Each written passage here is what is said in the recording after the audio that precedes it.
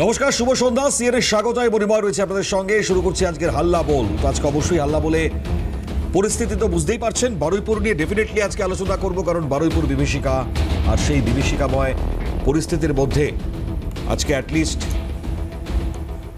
একের পর এক গ্রেপ্তারিগুলো তো হচ্ছে, ডেফিনেটলি সেটার প্রসঙ্গ তো অবশ্যই রয়েছে। কিন্তু আজকে তার থেকেও বড় প্রসঙ্গের জায়গা আজকে অবশ্যই আমরা আনতে চাইছি, কারণ আমরা একটা পরিবর্তনের তো জায়গা লক্ষ্য করেছি।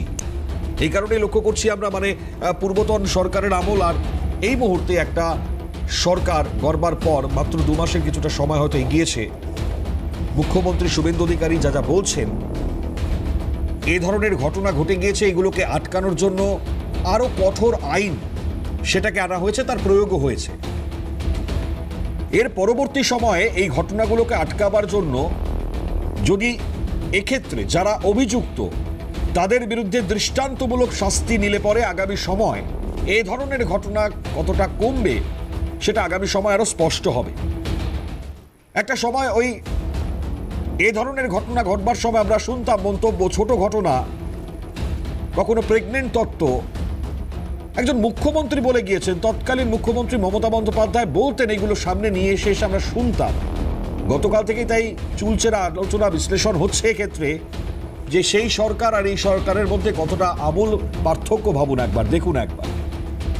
গতকালের পর আজকেও ঠিক আমরা তাই দেখলাম। আজকে বিরোধীরা প্রত্যেকেই গেলেন। গতকাল মুখ্যমন্ত্রী বলেছিলেন সবকিছু খোলা আছে, ওপেন রয়েছে, আপনারা যান, দেখা করুন। আজকেও গিয়েছেন। শিরদাঁড়ার ফারাকটা কোথায় আমরা দেখতে পেলাম আজকেও যখন বিরোধীরা প্রবেশ করলেন সেখানে, কথা বললেন নির্যাতিতার পরিবারের সঙ্গে, তারা বৈঠক করলেন মুখ্যমন্ত্রী শুভেন্দু অধিকারীর সঙ্গে, এবং তারা বাইরে বেরিয়ে এসে বললেনও এটা, যে আমরা প্লিজড, এটা গণতন্ত্রের জন্য ভালো। এই ছবি আমরা এর আগে দেখিনি। আজকে এই পার্থক্যের জায়গাটা ডেফিনেটলি আলোচনার প্রসঙ্গের জায়গায় আসবে। আর তারই সঙ্গে অবশ্যই পানিশমেন্টের জায়গা নিয়ে আমরা কথা বলছিলাম, সেটা তো রয়েছেই। তার সঙ্গে সঙ্গে এই ঘটনার পেছনে আরও যারা বা যাদের গাফিলতি রয়েছে, কাউকে রেয়াত করা হবে না, সেটা স্পষ্ট করে দিয়েছেন। ইনফ্যাক্ট পুলিশকেও ডেডলাইন বেঁধে দিয়েছেন। ইনফ্যাক্ট এটাও হয়েছে, পুলিশেরও যদি কোনো জায়গায় কোনো রকম গাফিলতি বা খুঁত থাকে, তাহলে তাদের বিরুদ্ধেও বড়সড় ব্যবস্থা, যেটা আমরা পূর্বতন সময় কখনো দেখিনি। আজকে তাই এই নির্যাতিতার পরিবার মুখ্যমন্ত্রীর ওপর সম্পূর্ণ আস্থা রেখে বলছেন বিচার পাবো। আমরা এই আশা রাখছি, এবং একই সঙ্গে যে ধরনের অভিযুক্তদের বিরুদ্ধে যা যা অভিযোগ করা হয়েছিল তাদের বিরুদ্ধে গ্রেপ্তারিগুলো হয়ে গিয়েছে। মোট 5 জনের গ্রেপ্তারি এই মুহূর্তে আমরা দেখতে পাচ্ছি। আর তাই আজ এই প্রসঙ্গের জায়গাটা ডেফিনেটলি আজ প্রথম জায়গায় আলোচনা করব। তারই সঙ্গে তো তৃণমূল কংগ্রেসের তহবিল, তা নিয়ে আজকে আলোচনা হবে, কারণ ইডি নেমে পড়েছে সামগ্রিকভাবে এবং তার তদন্ত চলছে পুঙ্খানুপুঙ্খভাবে। মানি লন্ডারিং কিভাবে হয়েছে, কোন কোন উপায় হয়েছে, তার তথ্য তলাশ সন্ধান এই মুহূর্তে চলছে। তাই আজ শহরের 5 জায়গায় ইডির তল্লাশি, সামগ্রিক তৃণমূল কংগ্রেসের এই ফান্ড নিয়ে সেটাও চলছে। সেই রহস্য ভেদ করতে ইডি কতটা তৎপর হবে, কতটা সুদৃঢ়ভাবে ডিকোড করতে পারবে, তার দিকে আমাদের নজর থাকবে। শুরুটা করবো আজ তাই বারুইপুর নিয়ে। মুখ্যমন্ত্রী শুভেন্দু অধিকারী যখন প্রবেশ করলেন, প্রবেশ করবার পর দীর্ঘ সময় বৈঠক, নির্যাতিতার পরিবারের সঙ্গে কথা, এসপি অফিসে গিয়ে সেখানে সামগ্রিকভাবে পর্যালোচনা করা, এবং যে বক্তব্যগুলো বাইরে বেরিয়ে এসে দিলেন তা কতটা গুরুত্ব রাখে, তার প্রথম বক্তব্য আপনাদের শোনাই। শুভেন্দু অধিকারী ভবানীপুরে গিয়ে তৃণমূল সিপিএম এর হুলিগানিজমের বিরুদ্ধে কথা বলেছেন। কি বলছেন তিনি? পিছন থেকে যারা উস্কেছেন, পলিটিক্যাল লোক যারা ইলেকশনে রিজেক্ট হয়েছেন, কেউ ক্ষমতা থেকে গেছেন, কেউ 0 থেকে 1 হয়েছেন, যত পুলিশের গাড়ি ভেঙেছেন, রেল লাইন উপড়েছেন, প্রায় অ্যাপ্রক্স 200 আইডেন্টিফাইড হয়েছে, প্রত্যেককে অ্যারেস্ট করা হবে। একটা লোককেও ছাড়া হবে না, একটা লোককেও ছাড়া হবে না, প্রত্যেককে আইডেন্টিফাই করা হবে। অর্থাৎ এর পেছনের ইন্ধনগুলো আপনারা বুঝতে পারছেন। এই ঘটনাটাকে একটা চড়িয়ে রাজনৈতিকগত জায়গায়, বিশেষ করে হয়তো সাম্প্রদায়িক কোনো এক পরিস্থিতির মধ্যে নিয়ে যাবার চেষ্টা হচ্ছিল। এর আগের দিনও আমরা যখন আলোচনা করছিলাম সিএ, ওয়াক অফ বিরোধী আন্দোলনের সময় যেভাবে ট্রেন লাইন উপড়ে ফেলা হয়েছিল, সে ধরনের পরিবেশ এখানে তৈরি করার চেষ্টা হয়েছিল, কিন্তু রেয়াত করা হয়নি। সেই জায়গাতেও সঙ্গে সঙ্গে দাঁড়িয়ে আইন তার ব্যবস্থা নিয়েছে। আরো বক্তব্য মুখ্যমন্ত্রী রাখছেন, কি বললেন সেগুলো শোনাই এক এক। 0 থেকে যত পুলিশের গাড়ি ভেঙেছেন, রেল লাইন উপড়েছেন, প্রায় অ্যাপ্রক্স 200 আইডেন্টিফাইড হয়েছে, প্রত্যেককে অ্যারেস্ট করা হবে। একটা লোককেও ছাড়া হবে না। পিছন থেকে যারা উস্কেছেন পলিটিক্যাল লোক, যারা ইলেকশনে রিজেক্ট হয়েছেন, কেউ ক্ষমতা থেকে গেছেন, কেউ শূন্য থেকে এক হয়েছেন, এবং radical force, anti national force যারা পিছন থেকে উস্কেছেন তাদেরকেও আইডেন্টিফাই করা হয়েছে। তাদের কল রেকর্ড ইত্যাদি ডিজিপির নেতৃত্বে এসটিএফ সব কালেক্ট করেছে। ওদেরকেও প্রপারলি লিসেন করা হবে, ওদেরকেও ঠিক প্রপারলি শিক্ষা দেওয়ার কাজ সরকার করবে। ফার্স্ট অ্যান্ড ফরমোস্ট হচ্ছে 4 জনের মধ্যে 3 জন ধরা পড়েছে, আরেকজনকে ধরতে হবে, ওটা আমরা করছি। রিগার্ডিং কম্পেনসেশন, রিগার্ডিং অ্যাসিস্ট্যান্স, আমরা দুটো পরিবারের উপরে ছেড়ে দিয়েছিলাম। ওরা কিছু কথা আমাকে বলেছে, আমি উইদিন এ উইক আসবো এবং দুটো ফ্যামিলিতে যাব। তখন সরকার ওরা যা চেয়েছে, সরকার যা করলো দেখতে পাবেন। সূর্যপুরে ভিকটিম ফ্যামিলি একটা আউটপোস্ট চেয়েছেন, আমরা আউটপোস্টও ডিজিপি এইচএসকে বলেছি করতে হবে। প্রয়োজন হলে রেন্টাল বাড়ি নিয়ে খনি চালু করতে হবে, এবং আমি যখন ভিকটিমদের সঙ্গে মিট করতে আসবো তখন আউটপোস্টের ইনোগ্রেশন হবে। দেখুন, মানে আজকের আলোচনাটা না কোনো দলীয় রাজনীতি নয়, মানে এটা একটা মানসিকতার লড়াই কার্যত আপনারা বলতে পারেন। তৃণমূল জমানার ঔদ্ধত্য বনাম বর্তমানে সুশাসন, এটা নিয়ে যদি আজকে আমরা আমাদের আলোচনাকে শুরু করি তাহলে হয়তো খুব একটা খারাপ হবে না, কারণ ছবিগুলো আমরা অনেকগুলো দেখলাম, সেখানে কিন্তু সেই কথাই বলছে। তো আমরা আজকে ডেফিনেটলি এক এক করে প্রসঙ্গের উত্থাপন হবে। আমাদের সঙ্গে যারা যারা উপস্থিত রয়েছেন প্যানেলিস্টরা পরিচয় করে দিই আপনাদের সঙ্গে। আমাদের এই মুহূর্তে স্টুডিওতে উপস্থিত রয়েছেন অরিজিৎ বক্সি, দমদমের বিজেপি বিধায়ক। অরিজিৎ দাকে স্পেশালি থ্যাঙ্কস, অনেকদিন পর পেলাম অরিজিৎ দাকে আমরা আমাদের প্যানেলে। আমাদের সঙ্গে রয়েছেন সিপিএম নেতা শুভজিৎ সরকার, শুভজিৎকে স্বাগত। আমাদের সঙ্গে রয়েছেন কংগ্রেস মুখপাত্র সুজিত পাটোয়ারি, সুজিৎ দাকে স্বাগত। আর দূরাভাস থেকে আমাদের সঙ্গে রয়েছেন তৃণমূল কংগ্রেস মুখপাত্র উপাসনা চৌধুরী। উপাসনা, স্বাগত আপনাকে। জারি রাখছি, কারণ খুব স্বাভাবিকভাবে আলোচনার জায়গায় আসি। উপাসনা কিছুক্ষণের মধ্যে যোগ দেবেন আমাদের কাছে। আমি অরিজিৎ দার কাছেই যাই, কারণ আমরা যে ছবিটা দেখতে পাচ্ছি অরিজিৎ দা, তৃণমূল সরকার বনাম বিজেপি সরকার হয়তো তুল্যমূল্য আলোচনার জায়গায় আসছেই, কারণ সেই সময় আমরা দেখেছি আর এই সময় আমরা দেখছি। আজকে তৃণমূল কংগ্রেসের বিধায়করা যাচ্ছেন, এমপিরা যাচ্ছেন, তারা গিয়ে শুভেন্দু অধিকারীর প্রশংসা করছেন। তৎকালীন সরকারের আমলে আমরা এই ছবি কখনো দেখতে পারিনি, আজকে দাঁড়িয়ে এই ছবি আমরা দেখছি। আপনাকে দিয়ে শুরু করছি। আমার মানে ভারতীয় জনতা পার্টি পশ্চিমবঙ্গে যখন বিরোধী অবস্থানে ছিল, বিরোধী দলের দুটো ঘটনার কথা বিশেষভাবে মনে পড়ছে। সেটা হচ্ছে প্রথম 2024 সন্দেশখালীর ঘটনার পরে, সন্দেশখালীর ঘটনা প্রকাশ্যে আসার পরে তৎকালীন বিরোধী দলনেতা বর্তমান সম্মানীয় মুখ্যমন্ত্রী তিনি সন্দেশখালী পৌঁছাতে চেয়েছিলেন। সারা পৃথিবী দেখেছিল একের পর এক কোথাও তৃণমূল পার্টির ক্যাডার, কোথাও তৃণমূলের দলদাস পুলিশ ক্যাডার যেভাবে স্টেপ বাই স্টেপ গোটা রাস্তা ওনাকে আটকেছিলেন। এটা ঘটনা এক, যেটা আমার মাথায় ফ্ল্যাশব্যাকে আসছে। ঘটনা দুই, যেটার আমি নিজে সশরীরে সাক্ষী, বকটুই ঘটনা মনে আছে নিশ্চয়ই আপনাদের। বকটুই, সেই যতুগৃহ ভানু শেখ। এই বকটুয়ের ঘটনার পর ডক্টর সুকান্ত মজুমদার বকটুই ভিজিট করতে যাওয়ার পথে আমি সেই কনভয়ের সফর সঙ্গী ছিলাম।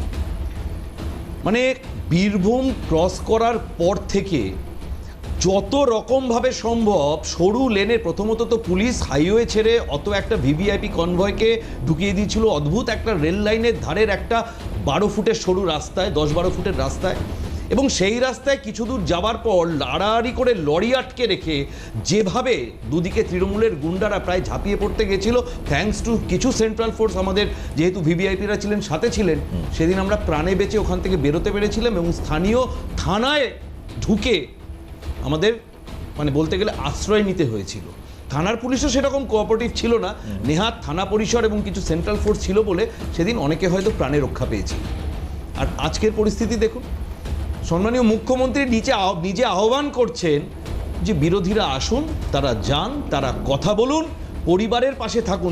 দেখুন এই যে ধরনের ঘটনাগুলো, আমি জানি না তৎকালীন যিনি মুখ্যমন্ত্রী ছিলেন মমতা ব্যানার্জি, উনার একটা আমার মনে হয় এটা একটা ডিসঅর্ডার, মিথ্যে কথা বলাটা এবং ধামাচাপা দেওয়া, সত্য কি এটা ওনার একটা মেন্টাল ডিসঅর্ডার। উনি আপনি সেই পার্ক স্ট্রিট থেকে শুরু করুন, আমি আর নতুন করে একই ইতিহাস বলতে চাই না।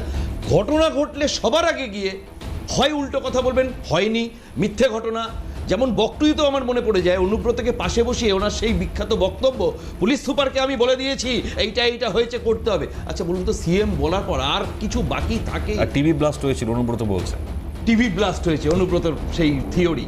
তো এইগুলো তো আমরা দেখে এসেছি। সুতরাং এই যে শার্প কন্ট্রাস্ট, এটা মানুষের ভীষণভাবে চোখে পড়ছে। আর এটা স্বাভাবিক, যেটার জন্য আমরা গলা ফাটিয়েছি, আমরা বলেছি বিরোধীদের পরিষদ থাকা উচিত। আমাদের মুখ্যমন্ত্রী বিধানসভায় বারে বারে তখন বিরোধী দলনেতা থাকাকালীন বলেছেন যে বক্তব্য রাখার অধিকার থাকা উচিত, because the assembly house belongs to the opposition.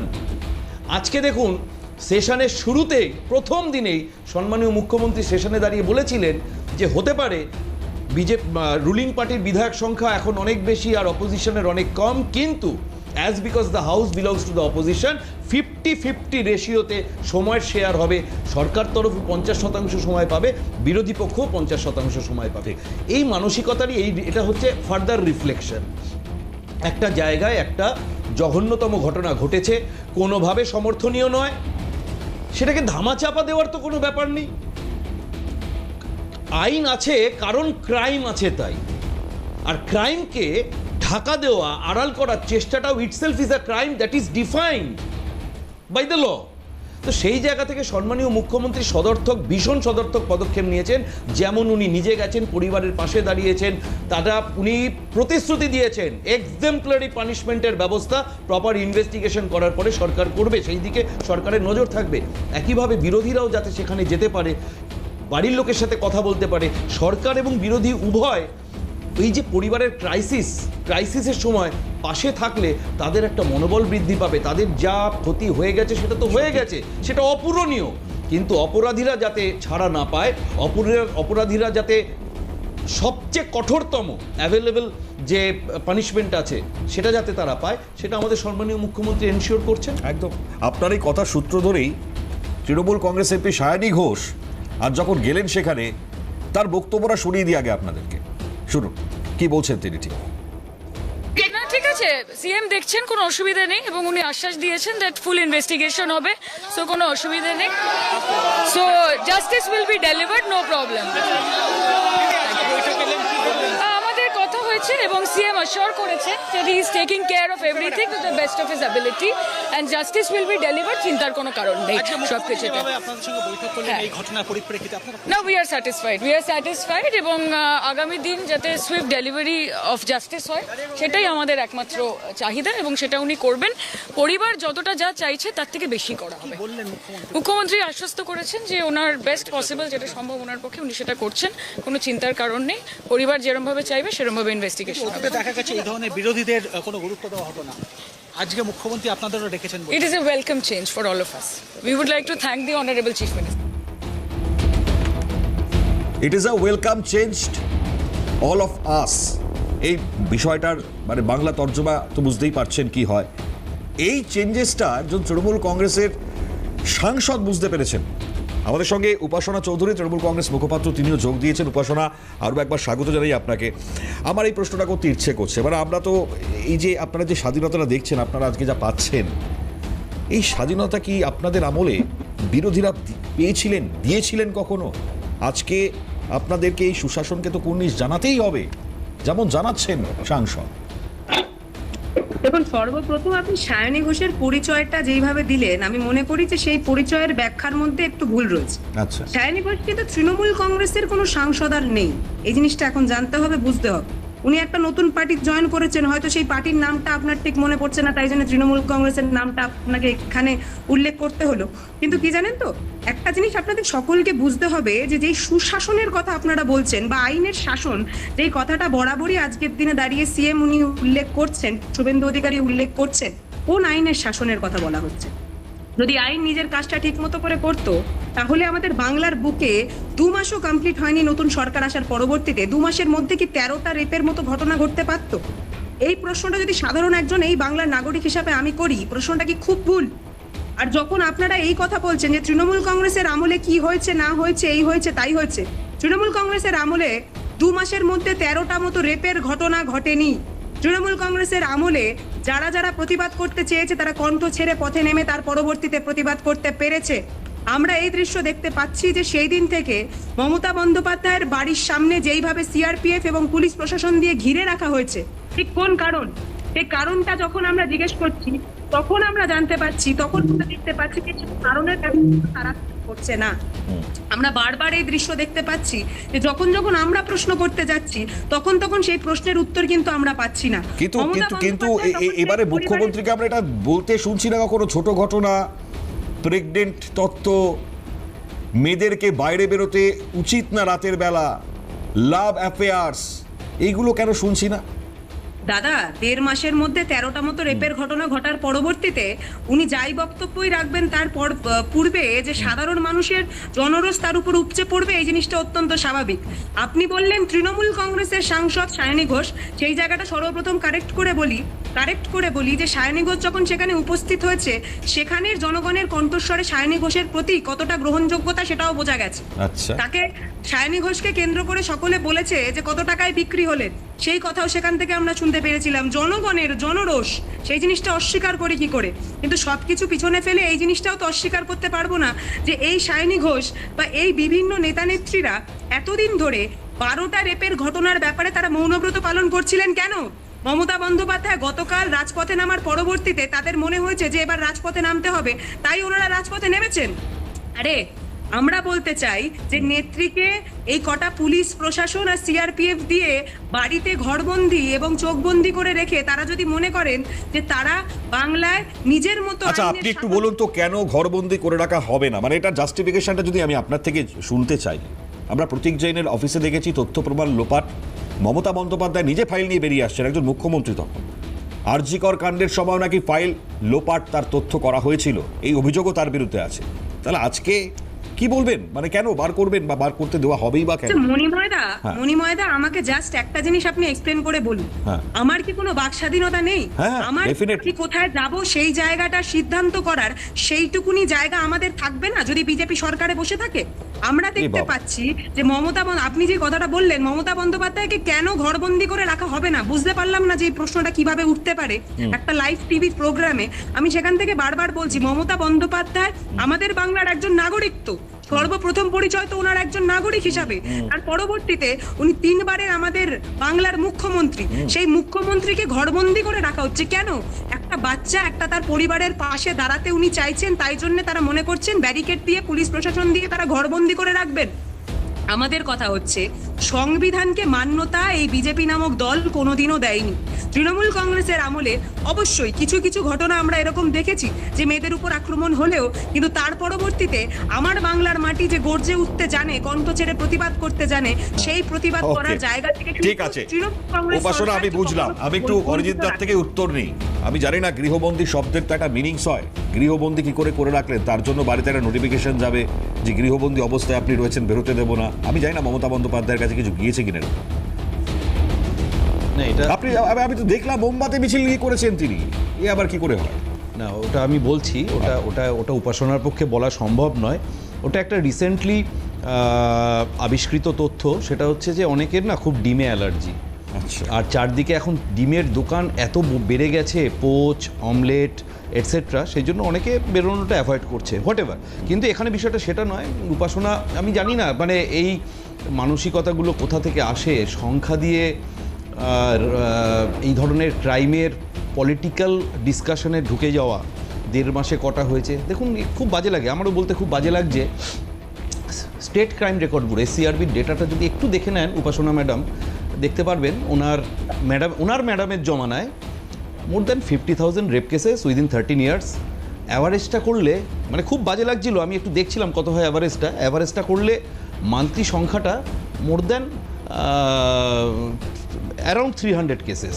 তো এটা কোনো বিষয় না, এটা কোনো আলোচনার বিষয়বস্তু হতে পারে না যে কোন সংখ্যার কোন বছরে কি পরিমাণ হয়েছিল। বিষয়টা হচ্ছে মানসিকতা। দেখুন, আমরা সরকারে আসার আগে বিরোধী দল ছিলাম, উপাসনা তখন এই ফ্লোরেই বসেছে, ডিবেট করেছি আমরা কিন্তু একটা কথা বারে বারে বলেছি যে আমাদের যে লড়াইটা, এটা কিন্তু কোনো সত্যি কথা বলতে রাজনৈতিক লড়াই নয়। বিজেপির লড়াইটা বরাবরই ছিল মানসিকতার পরিবর্তনের লড়াই, একটা ট্রেন্ড চেঞ্জ করার লড়াই। আমরা বারে বারে বলেছিলাম যে কেন এটা হবে, সারা ভারতবর্ষে ইলেকশন হবে, কারোর গালে একটা থাপ্পড় পড়বে না, আর পশ্চিমবঙ্গে ইলেকশন হবে, মায়ের কোল খালি হয়ে যাবে, দিদির ভাইদের শ্মশান যাত্রা করতে হবে। উনি বলছিলেন ফ্রি স্পিচের কথা। আরজিকর ডাক্তার বোনের মা, তিনি তো নবান্নে দেখাই করতে যেতে চেয়েছিলেন, তার মাথায় লাঠির বাড়ি মারার কি যৌক্তিকতা ছিল? রত্না দেবী কজন পুলিশের গায়ে হাত তুলেছিলেন আর কজন তৃণমূল কর্মীকে ধাক্কা মেরেছিলেন যে ওই ক্যামাক স্ট্রিটের মোড়ে দাঁড়িয়ে। ক্যামাক স্ট্রিট ব্যাপারটা একটু স্পেশাল, তো এটা এখন তো আবার সমস্যা, বোঝা যায় না যে উত্তরগুলো ক্যামাক স্ট্রিট থেকে আসছে না কালীঘাট থেকে আসছে। এটা আমাদের খুব সমস্যা। মানে কোনো প্যানেলে বসলে প্যানেলিস্ট যাকে আপনারা তৃণমূলের বলে বলছেন, তার জবাবটা কোথা থেকে আসছে এটা আমাদের ধরতে আজকাল খুব অসুবিধা হচ্ছে। যাই হোক, যেখান থেকে আসুক না কেন, কথাটা হচ্ছে যে ফ্রি স্পিচের কথা বলছেন, একগুচ্ছের এক্সাম্পল তো আপনিই দিয়ে দিলেন। যেমন ওই রিপিট যদি নাও করি, মহিলারা কটার পরে রাত্রে রাস্তায় বেরোনো উচিত নয়, বা যে ঘটনাগুলো আপনি বললেন যে ছোট ঘটনা, প্রেগনেন্ট ছিল কিনা এটসেট্রা, এগুলো তো 15 বছর ধরে আমরা শুনে এসেছি। আমরা একটাই কথা বলছি যে দেখুন, আমরা চাই পশ্চিমবঙ্গের রাজনৈতিক সংস্কৃতিটা এরকম হোক যেখানে বিরোধী এবং শাসক উভয়ের একটা সম্মানজনক ভূমিকা থাকবে। এই সম্মানজনক ভূমিকাটা, পারস্পরিক সম্মানের জায়গাটা না থাকলে একটা সুস্থ রাজনৈতিক পরিবেশ কোনোভাবে থাকে না। ভায়োলেন্স দীর্ঘদিন ধরে পশ্চিমবঙ্গের রাজনৈতিক আবহকে কলুষিত করে এসেছে। সেই ভায়োলেন্ট ক্যারেক্টার পশ্চিমবঙ্গের রাজনীতির, এখান থেকে আমরা বেরিয়ে আসতে চাই। আপনি একটা জিনিস দেখুন, মুখ্যমন্ত্রী কিন্তু একবারের জন্য বলার চেষ্টা করেননি যে এরকম কোনো অপরাধী হয়নি, ওটা অমুক ছিল তমুক ছিল। রেদার পূর্বতন মুখ্যমন্ত্রীকে আমরা ক্রাইম তো ছেড়েই দিন, আপনার মনে থাকবে খুব দুর্ভাগ্যজনক কোভিডের ডেটাটা পর্যন্ত তিনি লুকিয়েছিলেন। কোভিডের মৃত্যু নিয়েও তিনি মিথ্যাচার করেছিলেন। একটা অদ্ভুত কমিটি বানিয়েছিলেন ডাক্তারদের, যাদের কাজ ছিল কোভিডকে কোমরবিডিটির সার্টিফিকেট দেওয়া। এই কথাগুলো মনে পড়ে যায় ভীষণ। যাই হোক, কিন্তু এখন আর কালচারটা চেঞ্জ হোক। উপাসনা দেবীও রাজনৈতিক পরিসরে খোলা মনে রাজনীতি করুক। ওনার যেন মনে না হয় যে উনি এখন বিরোধী বেঞ্চে আছে বলে উনি কথা বলার সুযোগ পাবেন না। আমরা এই মানসিকতা নিয়ে চলছি না, চলবও না। তাহলে পরে কেউ ঢুকতেই হয়তো পারতেন না সেখানে। যাই হোক, আমরা আসছি, আরো অনেকেই রয়েছেন এই মুহূর্তে, দুজন বক্তারও রয়েছেন, তাদের কাছে আসতে হবে এই প্রসঙ্গে আলোচনা করতে গিয়ে। তার আগে একটা সংক্ষিপ্ত বিরতি আমরা নিচ্ছি, সঙ্গে থাকবে ততক্ষণ। ফিরে এলাম বিরতির পর, কারণ আরো দুজন এই মুহূর্তের বিরোধী দল থেকে আমাদের সঙ্গে রয়েছেন। বিরোধীদের ভরসা এবং সৌজন্যের রাজনীতি, এটা নিয়ে আমরা কথা বলছি। তার সঙ্গে তো ডেফিনেটলি ঘটনা প্রসঙ্গে যা যা আলোচনায় আসছে তা নিয়ে তো হচ্ছে। আমি শুভজিৎ রয়েছে আমাদের সঙ্গে। আমি একটুখানি আগে সিপিএম এর কাছে আসি ঠিক এই জায়গায়, কারণ যেগুলো শুনলেন আপনি শুভজিৎ, তো আপনার কি মনে হয় আজকে বিরোধীদের কণ্ঠ, ফ্রিডম অফ স্পিচ তো রয়েছে, তাহলে তো কথা বলা যেত। তো উপাসনা বলছি, আপনারা যে নিউজ চ্যানেলগুলো 4 তারিখের পর থেকে হঠাৎ করে আপনারা কালো রঙের এভিয়েটার চশমা পড়েছেন কি না আমি জানি না, আপনারা হট করে লেন্সটায়, কারণ আমি জানতাম যে মিডিয়ার কাজ হচ্ছে একটা মানে বিষয়কে উত্থাপন করা, তারপরে মানুষ সেটাকে পক্ষে নিক বিপক্ষে নিক, সেটাই স্বাভাবিক। কিন্তু কেন জানি না বড় বড় মিডিয়া হাউসগুলো, যদিও আপনারা এই নিয়ে অন্তত আলোচনা করছেন, অন্য আলোচনাটাও করছে না, যে এটা নিয়ে একটা অন্য ন্যারেটিভ নেওয়ার চেষ্টা করছে। দেখুন, আপনি একটা কথা বললেন যে বিরোধীদের কণ্ঠস্বর, ঠিক, আমরা মুখ্যমন্ত্রীর মুখে এই কথা শুনেছি। অ্যাসেম্বলির মধ্যে দাঁড়িয়ে উনি বলেছেন যে বিরোধীদেরকে ইকুয়াল অপরচুনিটি দেওয়া উচিত, 50% বিরোধীদেরকে দেওয়া উচিত, 50% শাসককে দেওয়া উচিত বলার ক্ষেত্রে। কিন্তু আপনি কাকে বিরোধী বলছেন? পশ্চিমবঙ্গে এই মুহূর্তে 4 জন বিরোধী বিধায়ক আছে বলে আমার যত জানা আছে। বাকি কে বিরোধী বিধায়ক আছে বলে আমার জানা নেই। এক হচ্ছে আমাদের বামপন্থীদের মোস্তাফিজুর রহমান রানা, 2 হচ্ছে নওশাদ সিদ্দিকী, আর 2 জন কংগ্রেসের বিধায়ক রয়েছে। বাকি বিধায়ক তো সবই হয় হাফ বিজেপি, নয় মাঝারি বিজেপি, নয় যা বিজেপিকে মিস কল দিয়ে বসে আছে, যাওয়ার চেষ্টা করছে। আপনি যার ছবি দেখালেন ঘটনাচক্রে, উনি আমি যেখানে থাকি সেই ওখানকার এমপি। এবং আগের ইলেকশনে 2024 সালে আমি যখন বাম প্রার্থীর প্রচার করছি, বিজেপির বিরুদ্ধে প্রচার করছি, তৃণমূলের বিরুদ্ধে প্রচার করছি, তখন তো তৃণমূল ছিল, এখন তৃণমূল নেই। আপনারা যতই দেখানোর চেষ্টা করুন তৃণমূল বলে কিছু নেই, জোর করে নিয়ে আসছেন হয়তো। তো সেই সময় দাঁড়িয়ে বিজেপি বিরোধী ভোটটাকে যিনি পেয়েছিলেন, তিনি আজকে বিজেপি বিধায়কের বিজেপি সাংসদের মতো কথা বলছেন। এখন আমি জানি ওনারা হয়তো অন্য জায়গায় ফাইলটেল আটকে আছে, দুর্নীতি বা অন্য কাজ এসবের সঙ্গে যুক্ত ছিলেন বলে। এখন যার কুকাজের সঙ্গে যুক্ত থাকবে, যে অনৈতিক কাজে যুক্ত থাকবে, তার স্বাভাবিক একটা ভয় থাকবে, তাই সে একটু মিনমিন করে কথা বলবে। সে কথাটাই উনি বললেন। মাননীয় এমপি যিনি এখনও আছেন, উনি তৃণমূলের এমপি আছেন বলে আমার তো জানা নেই, কারণ তৃণমূল পশ্চিমবঙ্গে আছে বলে সেটা নিয়ে অনেক সংশয় আছে। দ্বিতীয় কথা, দেখুন আপনারা এখানে বলছেন বিরোধী কণ্ঠস্বর, বিরোধী স্পেস। হ্যাঁ ঠিকই, মমতা ব্যানার্জির আমলে তো ঠিকই যে বিরোধীরা আক্রান্ত হতো, বিরোধীরা অনেক কিছু পেত না। আর বিজেপির আমলে যদি খুব খোলা স্পেস। আজকে সকালবেলার ঘটনা আপনাকে আমি বলি, কোচবিহারের শীতলকুচিতে গত পরশুদিন আমাদের মন্টু মিয়া নামে একজন সিপিআইএমের কর্মী খুন হয়েছেন। খুন হওয়ার পর তার বাড়িতে তার সঙ্গে দেখা করতে যাচ্ছিলেন মীনাক্ষী মুখার্জি, আমাদের বামফ্রন্টের নেতা। সেই মীনাক্ষী মুখার্জি গাড়ি আটকে ডিম মারার সংস্কৃতি, পুলিশের সামনে দাঁড়িয়ে মীনাক্ষী মুখার্জিকে ডিম মারছে, পুলিশ দাঁড়িয়ে দেখছে, মানে গাড়িতে ডিম মারছে, যেতে দিচ্ছে না। এবার আপনি বলুন তো, যেই পুলিশ দাঁড়িয়ে দেখলো সে পুলিশ সাসপেন্ড হবে না? মুখ্যমন্ত্রী কথা আনি, মুখ্যমন্ত্রী বললেন যে বিরোধীদেরকে স্পেস দেবো, বিরোধীরা সব জায়গায় যাবে, এটাই স্বাভাবিক গণতন্ত্রের জন্য। তাহলে মীনাক্ষী মুখার্জির ওপর হামলা হলো, বা মীনাক্ষী মুখার্জি, অলোকেশ দাস ছিলেন, আরেকজন আমাদের নেতৃত্ব ছিলেন, তাদের বলছে হামলা হলো, তাদের এখন অব্দি কি ব্যবস্থা হয়েছে? সকাল থেকে বিকেল। আমি বলি আপনার কথা, কুণাল ঘোষ চুরির দায়ে মানে অপরাধী মীনাক্ষী মুখার্জির বিরুদ্ধে অভিযোগ আছে বলে আমার জানা নেই। যদিও আমি মনে করি এ সংস্কৃতি বিজেপি হোক, সিপিএম হোক, কংগ্রেস হোক, তৃণমূল হোক, কারোর সঙ্গে করা উচিত না। কারণ কখন ডিমটা পাথর হয়ে যায়, বা একটা কথা আছে ইচ অ্যান্ড মানে every action has N equal and opposite reaction. আজকে আপনি ডিম মারছেন, কালকে আপনাকে অন্য কিছু খেতে হতে পারে। এ সংস্কৃতি ঠিক নয়, সে যেই দলই ক্ষমতা থাকবে না কেন। দেখুন এখানে আপনি বারুইপুরের ঘটনার ক্ষেত্রে বলছেন, ঠিকই, বারুইপুর ঘটনার ক্ষেত্রে আমরা সম্পূর্ণরূপে চাই প্রশাসন ব্যবস্থা নিক এবং প্রশাসনিক কায়দা। আমরা তো গণতন্ত্রে বিশ্বাস করি, আমরা তো সংসদীয় রাজনীতিতে বিশ্বাস করি। আমরা চাই মানুষ ন্যায় বিচারের জন্য রাস্তায় নেমেছে, সব দলমতের ঊর্ধ্বে গিয়ে। আমরা তো বলছি যারা বিজেপিকে ভোট দিয়েছেন, এখন আমরা যখন প্রতিবাদ করতে যাই আমরা দেখি না যে লোকটা বিজেপিকে ভোট দিয়েছে না দেয়নি, লোকটা কোন ধর্মের, কোন জাতের, কোন বর্ণের, কোন অন্য সামাজিক ইয়ের থেকে বিলং করে। আসলে বুঝতে হবে পশ্চিমবঙ্গের মাটিতে মুখ্যমন্ত্রী এক ধরনের কথা বলছেন আর তার কর্মীরা আরেকভাবে কথা বলছে। আমি আপনাকে বলছি, আপনি যান আমার ফেসবুক অ্যাকাউন্টে যান, আপনি দেখবেন আমাদের বিভিন্ন প্রতিবাদের ঘটনাগুলো যখন আমরা দিই, সেখানে এসে কী ভাষায় লেখা হয়, কী কথা লেখা হয়, তার বিরুদ্ধে কী ব্যবস্থা সরকার নেয়। আমি আপনাকে আপনাকে উদাহরণ দিচ্ছি, দরকার আছে। তার কারণ কেন উদাহরণ দরকার আছে, যখন সুশাসনের আপনি কথা বলছেন, তার মানে তো আপনাকে দেশের ধর্মনিরপেক্ষতা, দেশের সংস্কৃতি সবকিছুকে ঠিক রাখতে হবে। তাহলে যারা যেই ধর্মের, এখন কেউ যদি হিন্দু ধর্মকেও গালমন্দ করে, বা ইসলাম ধর্মকে গালমন্দ করে, বা অন্য কোনো ধর্মকে গালমন্দ করে, তাহলে সবার বিরুদ্ধে তো ব্যবস্থা না ওই সরকার নিচ্ছে কি নিচ্ছে না। মুখ্যমন্ত্রী একটা কথা বললেন, আমি শুনলাম, র্যাডিক্যাল অ্যান্টি ন্যাশনাল। আপনি জানেন না অ্যান্টি ন্যাশনাল কাকে বলা হয়? আপনি বলুন যে যারা মিসক্রিয়েন্টস এলিমেন্ট যদি কেউ করে থাকে আর তার বিরুদ্ধে ব্যবস্থা নিন, কোনো অসুবিধা নেই। আমরা বলছি যারা সরকারি সম্পত্তি যদি ভাঙচুর হয়ে থাকে, যদি করে থাকে, তার বিরুদ্ধে যদি প্রশাসন ব্যবস্থা নেয়, এটা কিচ্ছু ভুললে। কিন্তু আপনি ট্যাগ করে দিচ্ছেন অ্যান্টি ন্যাশনাল, র্যাডিক্যাল, মানে আপনি কি বলছেন? তাতে আপনাকে মুখ্যমন্ত্রী মনে করাতে হবে, আপনি যখন বিরোধী দলে ছিলেন, নন্দীগ্রামের ঘটনা মনে পড়ে, লালগড়ের ঘটনা মনে পড়ে, যখন নাকি তৎকালীন মুখ্যমন্ত্রী বুদ্ধদেব ভট্টাচার্যের কনভয়েতে ল্যান্ডমাইন বিস্ফোরণ ঘটেছিল, যখন নাকি আপনারা ওখানে গাছ পেতে পুলিশের উপর হত্যা করেছেন, রাস্তা কেটেছেন, তাহলে সেই বিরুদ্ধে ব্যবস্থা নিতে হবে। এ করতে করতে অনেক বুঝতে হবে। যদি আপনি সুশাসনের কথা বলেন, তাহলে আপনাকে সমস্ত জায়গা থেকে সুশাসনের কথা বলতে হবে। আপনি মুখে বলবেন এক কথা, কাজে হবে আরেক কথা। যদিও আমি আপনাকে একটা কথা বলছি, আমরা মনে করি নির্বাচিত সরকার, সে সরকার নির্বাচনের মধ্যে মানুষের ম্যান্ডেটে ক্ষমতা এসছে, তাকে অনৈতিকভাবে ফেলে দেওয়ার ওকে, ঠিক আছে। অরিজিৎদার কাছে আসি। 34 বছর প্লাস 15 বছর আর মাত্র 2 মাস সুশাসন এখন যেটা আমরা দেখতে পাচ্ছি, আর টোটাল 49 বছর ক্যালকুলেট করলে পরে অরিজিৎদার কি মনে হয়, কি ব্যাখ্যা আপনার আজকের অ্যাটলিস্ট এই ঘটনার পরিপ্রেক্ষিতে? হ্যাঁ আপনি বলুন, আপনি হাত তুলেছেন, বলুন। না, আমি যেটা ওই ভাইয়ের, আমি একদম আসছি দাদা। আমি খুব ছোট ইয়ে করে বলি যে ভাই, এই সমস্যাটা হচ্ছে এটা যে ওই যে ফ্ল্যাশব্যাকে যেতে গেলে না, কোথাও গিয়ে স্টপ করা যায় না, চলতে চলতে অনেকটা দূর অবধি যেতে হয়।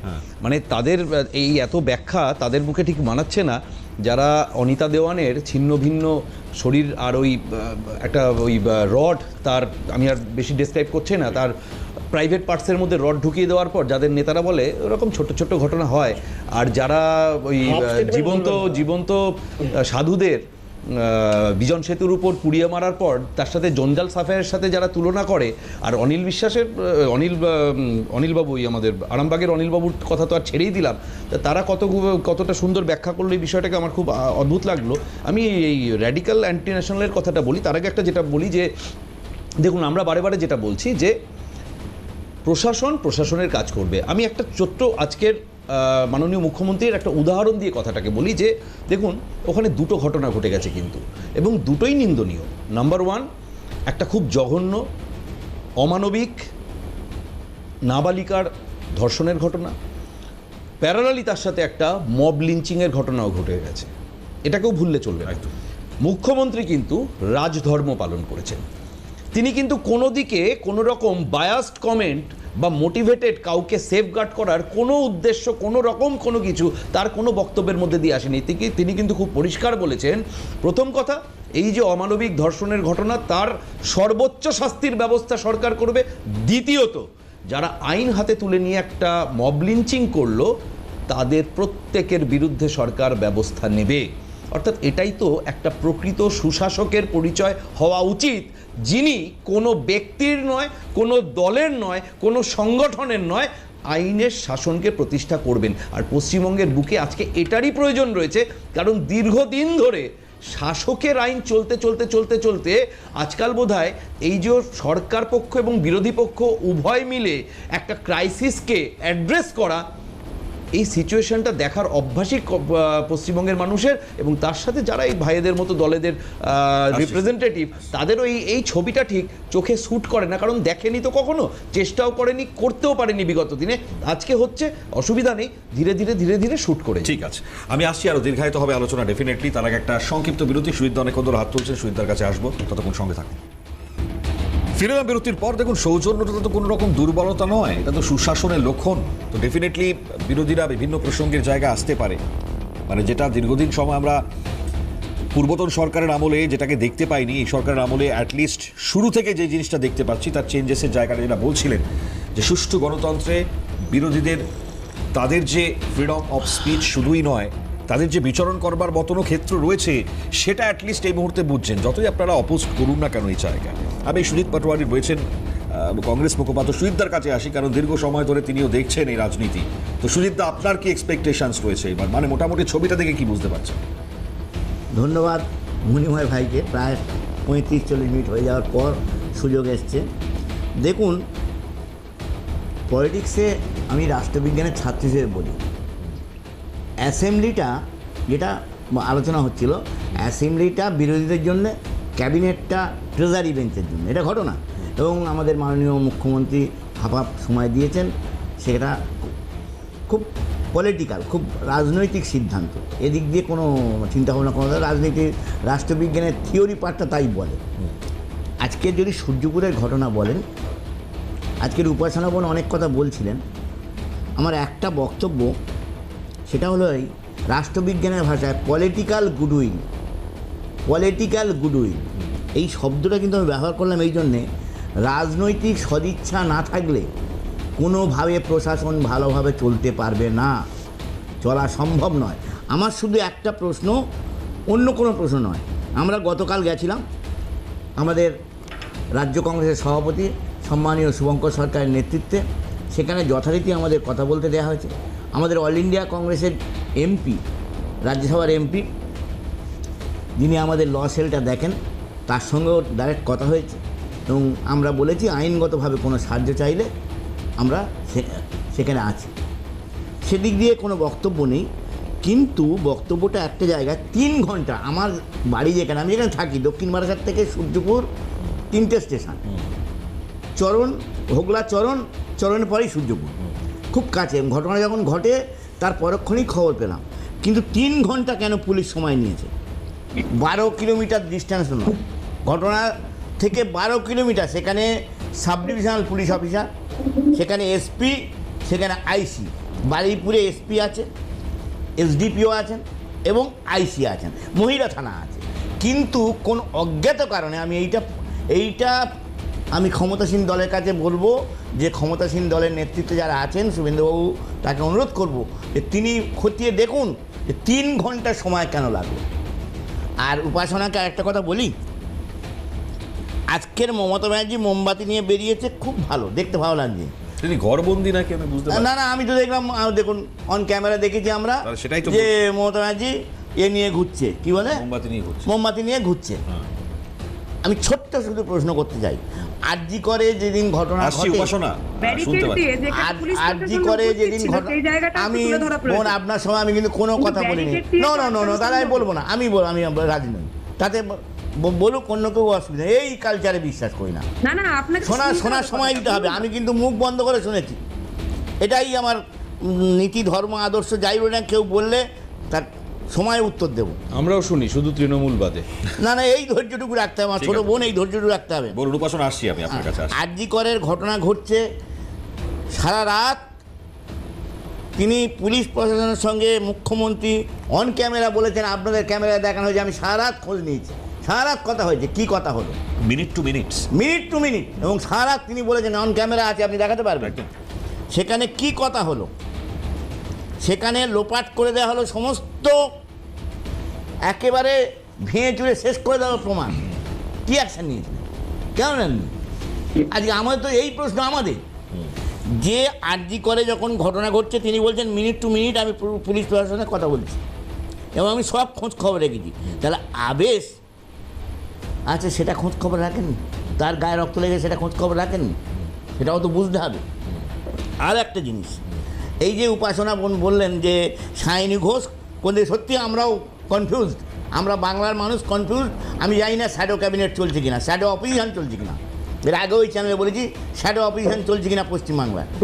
যেমন সায়নী ঘোষ কোন দিকে আছে এটা এমন প্রশ্ন, তেমন তার আগে বেরিয়ে এসছেন বিমান আমি তো ব্যানার্জি। বুঝতে পারছি না কোন দিক বলছেন, মানে কোন দিক, মানে কংগ্রেসের তৃণমূল লোগোটা এখনো পর্যন্ত তার ভাগ হয়নি, প্রকাশ ভাগ হয়নি। তাহলে পরে কি করে বলছেন উপাসনা? না, না। আমার এটা প্রশ্ন ছিল। হ্যাঁ বলুন, নিশ্চয়ই। হ্যাঁ। আচ্ছা ভাগ হয়নি, যেদিক যাবে সেটা তো আমাদের কেন্দ্রীয় ইলেকশন কমিশন সিদ্ধান্ত নেবে, হ্যাঁ। এখন তাদের কোর্টে বল। হ্যাঁ। আমার বক্তব্য তার আগে বিমান ব্যানার্জি বেরোচ্ছেন, বিমান ব্যানার্জি এখনও তো জানি মমতা ব্যানার্জির সঙ্গে, হ্যাঁ। স্পিকার প্রাক্তন স্পিকার মমতা ব্যানার্জির সঙ্গে বিমান ব্যানার্জি আবার বলছেন, আমার কাছে বক্তব্য আছে, একটুখানি শোনাবো আপনাদেরকে। বিমান ব্যানার্জি কি বেরোচ্ছেন, বলছেন? তাহলে কে কোথায়? সায়নীকে জিজ্ঞেস করতে হবে, কে এতে আমাদের উপাসনাকে জিজ্ঞেস করতে হবে, বিমান ব্যানার্জি তাহলে সায়নীর সঙ্গে কেন, তিনি কি চলে গেলেন? বেশ, আপনার এই প্রশ্ন আমি উপাসনার কাছে আমি আসবো, তার আগে একটা একদম জিনিস অ্যাড শুভজিৎ। করে দিই দাদার সাথে, হ্যাঁ, সেটা হচ্ছে যে বারুইপুরের দুজন এমএলএ, একজন বিমান বন্দ্যোপাধ্যায়ের কথা উনি বললেন, আরেকজনের নামটা আমি ভুলে যাচ্ছি, এই ডাকনাম ভববাবু, ডাকনাম। মানে এই দুজনকে তো মানুষ ভোট দিয়েছিল বিজেপির বিরুদ্ধে, বিজেপির বিরুদ্ধে ভোট দিয়ে বিধানসভা পাঠিয়েছিল। এরা কোথায়? এরা মানুষের কাজে লাগছে না, ফাঁকায় বিধানসভায় গিয়ে প্রতি মাসে বিধায়কের টাকা তুলছে। আচ্ছা। তাহলে এই লোকগুলোকে উপাসনাটা ক্লিয়ার করে দিক যে এরা আদৌ তৃণমূলে আছে কি নেই, কারণ এদের তো ফাঁকায়, এদের তো বেকার বিধানসভা বানানো হচ্ছে, এরা কোনো বিরোধী দল ফল কিচ্ছু নয়। না, না। উপাসনা একটু উত্তর দিকে বাড়ান, একটু শুনুন। এক মিনিট, শ্যাডো অপোজিশন, অনেক শ্যাডো অপোজিশন তৈরি হয়েছে, যেটা গণতন্ত্রের পক্ষে মারাত্মক উপাসনারই ক্ষতিকর। দেওয়া সেটাই বেটার বলে আমি মনে করি। হ্যাঁ। এবং সেখান থেকে দাঁড়িয়ে সায়নী ঘোষ কোন তৃণমূলে আছেন নাকি অন্য কোথাও আছেন, আমি জানি যারা রাজনৈতিক ব্যাপারে সচেতন, এবং যখন আমরা প্যানেলে এসে বসছি তার পূর্বে যে জিনিসটা আমাদের সকলকেই করতে হয় সেটা হচ্ছে যে রাজনীতির ব্যাপারে কি চলছে না চলছে সেই ব্যাপারে একটা থরো রিডিং। তো সেই পড়াশোনাটার ব্যাপারে কেউ যিনি কংগ্রেসের মুখপাত্র রয়েছেন উনি আমার বাবা সহ বাবার বয়সী, কিন্তু তা সত্ত্বেও এই জিনিসটা বলতে বাধ্য হচ্ছি যে উনি হয়তো রাজনৈতিক এই যে পরিসর যেই জায়গায় আমরা এখন রয়েছি সেই আপডেটেড ডেটাটা হয়তো ওনার কাছে নেই, এবং তাই জন্যেই সায়নী ঘোষকে তৃণমূল কংগ্রেসের প্রতিনিধি বলেই তাকে ব্যাখ্যা করতে হচ্ছে। তার পাশাপাশি যে কথাটা আবার উনি বললেন যে মমতা বন্দ্যোপাধ্যায় গতকাল তো মোমবাতি হাতে মিছিল করেছেন, তাহলে ওনাকে কোথায় বন্ধ করে রাখা হয়েছে, বন্দি করে রাখা হয়েছে, কোথায় পুলিশ প্রশাসন দিয়ে তাকে ঘিরে রাখা হয়েছে? আমি অনুরোধ করব যে সিএনএর চ্যানেলের বিভিন্ন ক্যামেরা রয়েছেন এবং বিভিন্ন প্রতিনিধিরা আমাদের এই কালীঘাটের চত্বরের আশেপাশে তাদের ক্যামেরা নিয়েও বিভিন্ন জায়গায় আমরা তাদেরকে দেখতে পাচ্ছি।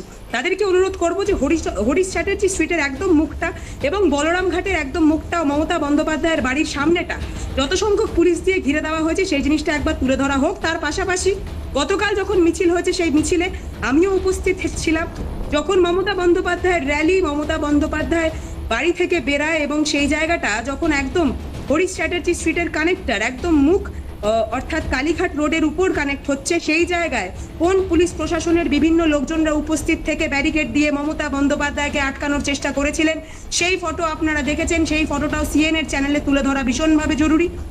বারবার একটা কথা বলবো, যা ঘটনা ঘটছে সেই জিনিসটার প্রতিবাদ সকলের কণ্ঠস্বরে উঠে আসা উচিত। এই কথাটা একবার সিএম, এখনের যিনি সিএম অর্থাৎ শুভেন্দু অধিকারী বলেছিলেন যে আমি যদি সরকারে থাকি তাহলে আগের দিন যদি রেপ হয় পরের দিন তাদেরকে তুলে এনে খরচা করে দেবো।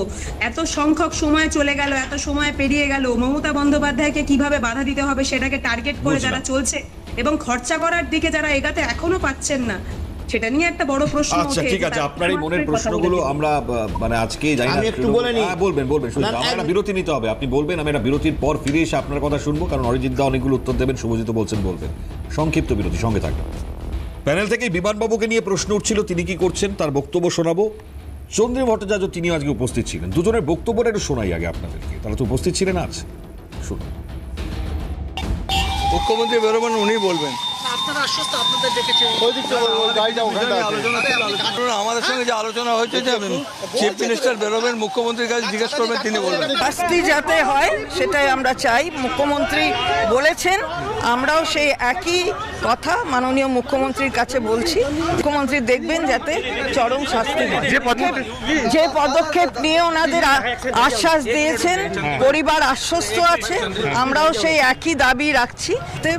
পূর্ণ তদন্ত হয়ে এবং যে ক্যাপিটাল পানিশমেন্ট হওয়ার কথা মুখ্যমন্ত্রী বলেছেন, সেই ক্যাপিটাল পানিশমেন্ট আমরাও একই কথা বলছি। আশ্বস্ত পরিবার হয়েছেন এবং মুখ্যমন্ত্রী নিজেও ওনাদের সাথে কথা বলবেন, এটা ওনারা বললেন। তো অরিজিৎ দা প্রধান বিরোধী এই মুহূর্তে, তার সঙ্গে বিজেপি মানে কথা প্রত্যেকেই আশ্বস্ত হচ্ছেন, মিলে যাচ্ছে, তারপর উপাসনারা বুঝতে পারছেন না। আমি যেটা বুঝতে পারছি না যে বিমানবাবু যদি তৃণমূল না হয়, চন্দ্রিমা দেবী যদি তৃণমূল না হয়, সায়নী ঘোষও যদি তৃণমূল না হয়, তাহলে তৃণমূলটা কি আজকে উপাসনা থেকে শুরু হবে? জানি না, আমি এর ব্যাখ্যা আমি দিতে পারবো না। আমি যেটা বলছি, উপাসনা যে দু একটা কথা বললো, আমি একটু ছোট করে উত্তর দেবো, বেশি সময় নেই। সেটা হচ্ছে যে উপাসনা বললো যে গিয়ে ওই হরিশ চ্যাটার্জি স্ট্রিটের পুলিশের ব্যারিকেড দেখে আসতে। আমি বলি মানে কীরকম অদ্ভুত কন্ট্রাডিক্টরি স্ট্যান্ড। অভিষেকের সেই মহামহিম সিকিউরিটি সরাবার পরে যখন নর্মাল সিকিউরিটি দেওয়া হয়েছিল, 2-3 জনের পুলিশ পোস্টিং দেওয়া হয়েছিল, কয়েকজন পৌঁছে গেছিল, তাদের বোধহয় তো নিশ্চয়ই তোলাবাজি কাউকে দিয়ে করিয়েছিল তার জবাব চাইতে। তখন এই উপাসনারাই রেড়ে করে তেড়ে উঠেছিল, দেখলে কত বড় অন্যায়, ক্ষমতাচ্যুত হতে না হতে সমস্ত সিকিউরিটি সরিয়ে নিল যাতে প্যাদানি খায়। তা মমতা ব্যানার্জির সাথে যাতে সেই ধরনের কোনো অপ্রীতিকর কিছু না ঘটে, কারণ যে কাণ্ড উনি করে রেখেছেন, মানুষের জনরোষ ওনার উপর আছড়ে পড়ার একটা আশঙ্কা আছে। তো সেই জায়গাটাকে তো কর্ডন করে সিকিউর করা হয়েছে, ওনাকে বেরোতে ঢুকতে তো কেউ কখনো বাধা দেয়নি। দ্বিতীয়, আমার মনে হয় উপাসনা আমাদের দাদাকে বলছিলেন যে কি পড়াশোনা করে প্রিপারেশন নিয়ে আসতে। আমার মনে হয় উপাসনা একটু যদি তুমি বাড়ি গিয়ে বা যদি বাড়িতেই থাকো, যে অ্যাপ্লিকেশনটা ওই মোমবাতি মিছিলের করেছিলেন তার স্টার্টিং পয়েন্ট আর এন্ডিং পয়েন্ট দুটো একটু জেনে নিও, যে কোথা থেকে কত অবধি মোমবাতি মিছিল উনি করতে চেয়েছিলেন, আর ওনাকে হাফ হয়ে কোথাও ওনার এই রুটকে ট্রাঙ্কেট করেছে কিনা পুলিশ। সমস্যা হচ্ছে অন্য, আরে যেতে চাইছি ওর এমনি শেষ অবধি যেতে চাইছিল না, লোক নেই, জন নেই, পিছন খালি হয়ে যাচ্ছে। 4 কদম হাঁটার পর বারে আপনি দেখবেন, ভিডিওটা দেখবেন, বারে ঘুরে দেখছেন পিছনে লোক আছে। তো এই ইনসিকিউরিটি নিয়ে কত দূর মিছিল করবে? তা আমাদের কোনো অসুবিধা নেই, উনি চাইলে থেকে আমাদের মুখ্যমন্ত্রী যে ধরনের বিরোধীদের প্রতি স্ট্যান্ড রাখেন, তাতে আমার ধারণা যদি মমতা ব্যানার্জি কখনো হাজরা থেকে শ্যামবাজার হাঁটতে চান তাতেও অসুবিধা নেই, প্রোভাইডেড দেখো লোকটা আমাদের কাছে চেয়েও না, ওটা তোমরাই অ্যারেঞ্জ। মানে ভেরি রিসেন্টলি আমি শ্রমিকবাবুর থেকে শুনছিলাম, তিনি বলছিলেন পুলিশের কাছে তো ডিটেক্টর রয়েছে, সেটা দিয়ে তো আর ডিম ডিটেক্ট করতে পারবে না, তো এখন কার পকেটে ডিম আছে সেটা ডিটেক্ট করা যাবে না। আমি এটা এই বিষয়ে আমি একটা কথা বলি যে দাদা, হ্যাঁ অবশ্যই দাদা, একটা কথা যে এই ডিম ছোড়া সংস্কৃতির আমি একদম সরাসরি এখানে বসে বলছি, আমরা বিরুদ্ধে, আমাদের সম্মানীয় মুখ্যমন্ত্রী বিরুদ্ধে, আমাদের সম্মানীয় প্রদেশ সভাপতিও বিরুদ্ধে। আমি এই চ্যানেল থেকে খুব পরিষ্কার বলছি, যে বা যারা এই ধরনের অসভ্যতামি করছে তাদের অবিলম্বে তাদের নিজেদেরকে রেস্ট্রেন্ট করুন, তা না হলে কিন্তু প্রশাসন আপনাদের বিরুদ্ধে ব্যবস্থা নেবেন। এটা মুখ্যমন্ত্রী এবং রাজ্য সভাপতির দুজনেরই বক্তব্য। এটা আপনারা বলতে পারছেন, এর আগে যদি এরকম ঘটনা ঘটতো এগুলো আমরা শুনতাম না হয়তো। শুভজিৎ, ছোট্ট করে শুনবো সবার থেকে। লাভ হচ্ছে না, খালি বলাটা তো বলাই থেকে যাচ্ছে। একটু বলে নিতে হবে আমাকে। সকালের ঘটনাটাও বললাম। আমার কথা হচ্ছে মুখ্যমন্ত্রী মুখে এক কথা বলবেন, বিধায়করা এক কথা বলবেন, কাজে হবে অন্য এক কথা। তো বলে কোনো লাভ নেই। আমার যেটা লাস্ট আমি যেটা বলবো, আসলে একটা কথা বললো যে ইয়েকে কেন্দ্র করে মমতা বন্দ্যোপাধ্যায়ের সিকিউরিটি হ্যান ত্যান। আচ্ছা, আপনার যদি সদিচ্ছা থাকে আপনি তাহলে যান না অন্যভাবে, ভিন্ন পথ দিয়ে। আসলে ব্যাপারটা বুঝতে হবে তো, মানে আন্দোলনের রাস্তায় আপনারা নেই, আপনার এমএলএ আপনার সঙ্গে আছে কিনা আপনারা জানেন না। আগে তো মমতা বন্দ্যোপাধ্যায় বলতেন এটা করতে দেবো না, ওটা করতে দেবো না, রাস্তায় নেমে যেতেন। আমার কথা হচ্ছে এসব বলে লাভ নেই। উনি হাইলাইট আসার জন্য এগুলো করছেন। যদি কারোর সদিচ্ছা থাকে, উনি তো লড়াকু নেত্রী, অনেক কিছুই করতে পারেন, বা ওনার হয়ে তো অন্য প্রতিনিধি যেতে পারতেন। তারা কি করলো? তারা ছিল না। হ্যাঁ, উপাসনা বোনকে বলি একটু, মনে পড়াশুনো যদিও কার কি সেটা পরে বলা যাবে, তবে আমি যেটা বলেছি মনে বুঝতে পারিনি, একটু বোঝার ভুল হয়েছে। আমি বলেছি বিমান ব্যানার্জি বেরোচ্ছে, সায়নী ঘোষ বেরোচ্ছে, দুজনেই তৃণমূলের সিম্বলে জিতে গেছে। এখন কেউ বালিশ চাটার সঙ্গে, কেউ চটি চাটার সঙ্গে। এখন সে জায়গায় আমি সেইটা বুঝতে ভুল করেছি, খুব স্বাভাবিক কারণে যে কারা একসঙ্গে। দেখুন, আপনি ফুটেজ দেখেছেন বিমান ব্যানার্জির পরেই সায়নী ঘোষ, তাহলে বালিশ চাটা চটি চাটা কি একসঙ্গে? আমি সেইটা বলতে চাই। না না, একদম কে কোন দিকে। আর এখনো তো তৃণমূল কৃতব্রত, তৃণমূল মমতা ব্যানার্জি কালীঘাট, আবার নাকি আবার কি কামাখ্যা, কোথায় এরা কোথায় দিকটা বলতে হবে। আর একটা কথা, আরজি করের ব্যাপারে মমতা ব্যানার্জি কবার গেছে, কেন যায়নি, কতদিন গেছে এবং কি কি অ্যাকশন নিয়েছিল তখন? সেটা এটা তো কমন প্রশ্ন, মানে এর উত্তর আমরা পাইনি আর পাবো না, আজও পাইনি তো। হ্যাঁ, উপাসনা ছোট করে বলুন। শুভেন্দু অধিকারী একসময় তৃণমূল কংগ্রেসের সিম্বল নিয়েই কিন্তু লড়েছিলেন, তার পরবর্তী থেকে কিন্তু শুভেন্দু অধিকারীকে আমরা নেতা হিসাবে চিনেছি। যাই হোক, এটা প্রথম উত্তর। দ্বিতীয় কথা হচ্ছে যে বিজেপির প্রতিনিধি একটা কথা বললেন যে ওনারা করুন না, রাস্তায় নেমে তার পরবর্তীতে আন্দোলন করুন না, কোনো অসুবিধা নেই, কিন্তু লোকটা আমাদের কাছ থেকে চাইবেন না। না না, আমরা একদমই আপনাদের কাছ থেকে চাইবো না। যারা বিজয় মিছিলে লোক দিতে পারে না, তারা এরকম মাঠে নেমে তার পরবর্তীতে সংগ্রামের জন্য লোক কোথা থেকে দেবেন বলুন তো? এটা একটা বড় প্রশ্ন, তাই আমরা একদমই লোক চাইবো না। কিন্তু আমরা যে কথাটা বলতে চাই, যদি আপনারা মমতা বন্দ্যোপাধ্যায়ের সিকিউরিটির ব্যাপারে এতটাই কনসার্ন হন, তাহলে কেন সন্ধ্যে 7টার পরবর্তীতে মমতা বন্দ্যোপাধ্যায়ের পার্সোনালদেরকে তুলে নেওয়া হলো? এটার উত্তর কি আপনারা আমাদেরকে দিতে পারবেন? এই উত্তরগুলো আমাদের একটু প্রয়োজন, জানেন তো? ঠিক আছে, বেশ। উপাসনা, আমি শেষ করবো অরিজিৎ দাকে দিয়ে। অরিজিৎ দা, একদম আপনাকে দিয়ে শেষ করবো। শুনতে পেলাম না দুজনের কথা, কি বলবো? উপাসনা বলছেন যেটা, তার রিপ্লাই আপনার মনে হয় কি? কারণ এই জায়গায় দাঁড়িয়ে উপাসনাদের দাবি হচ্ছে একটাই, যে সব কিছুতেই তো পুলিশ ব্যাখ্যা দিয়ে রেখেছে। বেরোবেন কি করে? একটু প্রশ্নটা আরেকবার একটু উপাসনা যদি রিপিট করা।